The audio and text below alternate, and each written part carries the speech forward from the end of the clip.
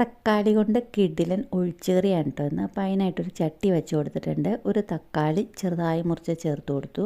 4 പച്ചമുളക് എരിവിനനുസരിച്ചിട്ട് ഇട്ട് കൊടുത്തു. ആവശ്യത്തിനുള്ള ഉപ്പ് ചേർത്ത് കൊടുത്തു. കുറച്ച് വെള്ളം ഒഴിച്ച് കൊടുത്തിട്ട് ഇതൊന്ന് വേവിച്ചെടുക്കണം. നമുക്കിത് ചെറിയ ചൂടിൽ അടച്ച് വെച്ചിട്ട് വേവിക്കാം. പെട്ടെന്ന് വെന്ത് കിട്ടും. ഇതിപ്പോൾ തിളച്ചു തുടങ്ങിയിട്ടുണ്ട്.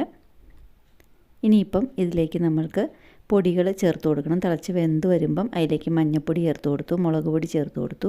ഇനിയിപ്പോൾ തേങ്ങ, ഒരു 3/4 കപ്പ് തേങ്ങയിൽ 1 സ്പൂൺ ജീരകം കൂടെയും ചേർത്ത് കൊടുത്തിട്ട് അതൊന്ന് പേസ്റ്റ് പോലെ ഒന്ന് അരച്ചെടുത്തിട്ട് അതുകൂടെ ചേർത്ത് കൊടുക്കുക.